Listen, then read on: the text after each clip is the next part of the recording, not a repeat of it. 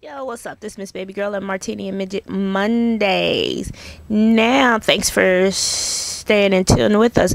Lady Gaga goes down hard during a live show is what we're receiving, that she fell off her piano and landed on head first on the hard stage in Houston yesterday during a live concert. They said a whole thing. I guess it's being reported by TMZ. It was caught on tape. And she got back up like it didn't faze her none and got back into her music and her singing as if nothing happened. And she's a very strong woman, or a wonderful performer as well. Then also we're looking at the Charlie Sheen rebounds in the Big Apple. Then there's Lindsay Lohan hiding from her father. I'm like, why is she hiding from her father? This is what TMZ is reporting. I mean, it's like she hasn't done anything. I mean, she's been in and out of court on several issues. Then also the death of MJ. There's still jury questionings, the death of MJ, basically. Then back to the subject about the Charlie Sheen taking a bite out of Connecticut. We're going to find out what's going on with that as well. But I'm trying to locate the story of Bill Cosby and Donald Trump. Donald Trump is saying that Bill Cosby is a backstabbing, two-faced guy or something like that. I guess Donald Trump wants to run for president for 2012, and he's saying that Bill Cosby was one of his great friends, and now he's stabbing him in the back. Bill Cosby basically saying, shut up or just run or something like that. Basically, put your mouth where your money is. And I don't know if this is a thing with power, who has more money, who has power.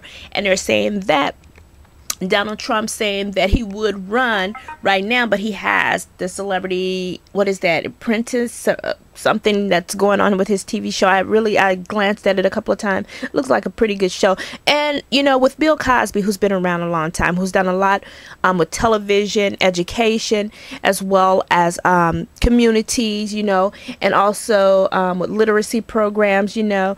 I agree with him a lot on a lot of things because he has helped turn the inner communities around. And here it is. It's saying right here, on April 11, 2011, Trump rips Bill Cosby by saying he's a two-faced phony. Donald Trump is firing back at Bill Cosby after the comedian blasted the billionaire on the Today Show last week, claiming Bill's nothing more than an underhanded backstabber.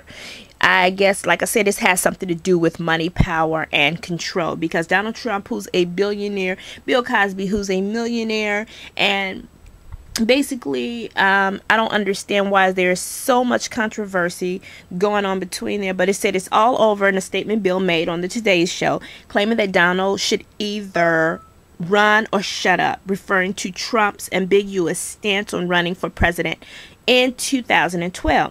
Trump, who can't publicly declare his candidacy until Celebrity Apprentice is over, returning fire today in a statement claiming that while he had never been a fan of Bill Cosby, is what he's saying. Okay, I thought they were like friends or something, you know, but he said he was never a friend, never has been a friend or a fan of Bill Cosby. And said he always assumed he liked or respected him because every time they met him, he always was so nice. Trump added, if Bill doesn't want me to run because he's obviously a Obama fan, a lot of us are Obama fans, but the right man has to do the job. We got enough depression going on, enough recession going on, and we need to turn America back around. And he's stating that Donald Trump is stating that he should state the reasons and not treat him like his best friend. And he goes on and on with some other comments when he's not around. And there's some other controversial issues going on right there.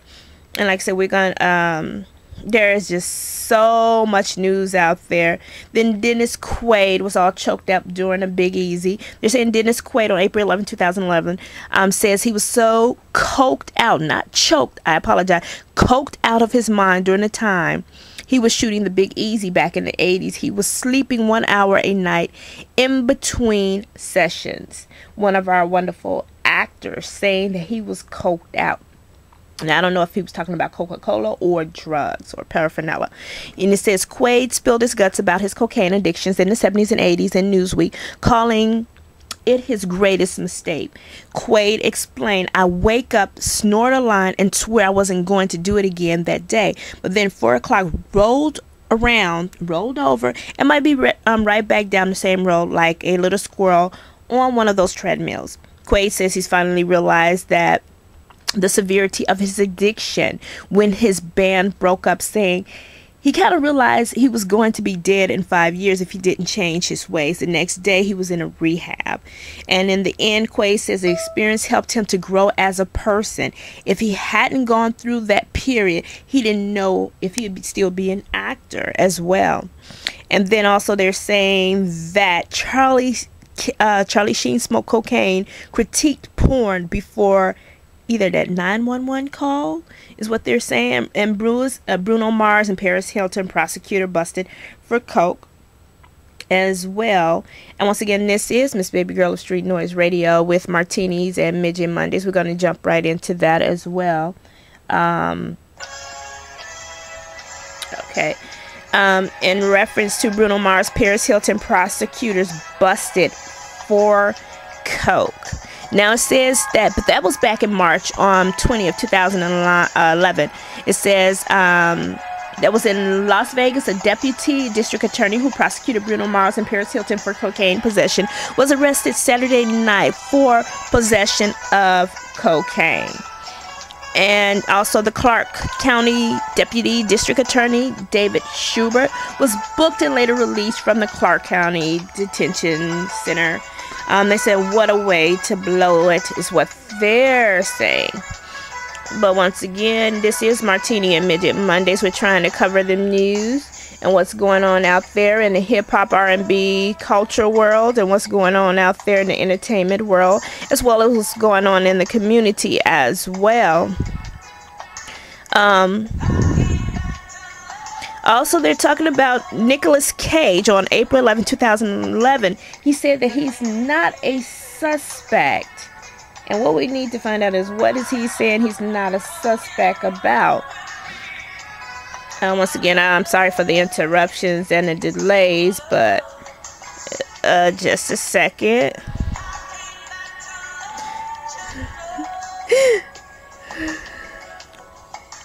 Okay, it says Lindsay and Michael Schmier campaign on April 11, 2011. Lindsay Lohan is officially out of the closet and is now enjoying a bagel breakfast with her father. Sources connected with Lilo Tell TMZ, who she was hiding from her father. As we already know, why she was hiding from her dad, we don't know. Lindsay's dad, Michael Lohan, went to her apartment Sunday, but she wanted him to go so badly, and she hid in the closet until he left. You talk about skeletons in the closet, and she just was way in the closet. But I hope they got that squared off and situated as well. Why would she be hiding in the closet? I don't know. And she's been in the news for different things, for theft and other things. But once again, I was trying to look for the story of Nicolas Cage. He said he's not a suspect in the Superman case. On April 11, 2011, an ultra-rare Superman comic book, which once belonged to Nicolas Cage, has been found 11 years after the actor reported it stolen and collected the insurance payout. But TMZ has learned cops don't believe Nick had anything to do with its disappearance. Okay, back in 2000, Cage told police someone jacked his authentic copy of Action Comic Book #1 in 1938 classic, in which Superman was introduced. Cage had the comic insured. His comic book was insured, but it's unclear how much money he got for the insurance company after police confirmed the theft. Now, after years of searching, investigators found the comic, valued at more than $1.5 million, inside a storage locker in Los Angeles. Law enforcement source tells us that Cage is not a suspect, and insists the actor has been helpful with the investigation. As for the comic, we're told it's being held as evidence for now, but the item will eventually be returned to the insurance company.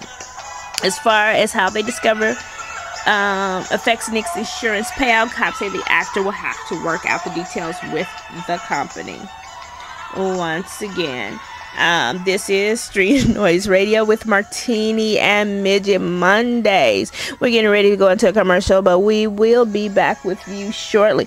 Also, before we go into a commercial, did we go into the story about Jay-Z and the New York Knicks? How Jay-Z was fined for $50,000. New York Knicks might have been fined for the $50,000 they had to pay out because Jay-Z was interacting with the players of the New York Knicks, which you're not supposed to do right before draft season. And for some reason, these are the rules and regulations, which they found out there might be kind of something like we don't know if it's a scandal or a scam going on with Jay-Z going in the locker room with those people right before they were drafted, right before the professional athletes were drafted or being picked. Some of them were being picked, but once again, they were fined $50,000.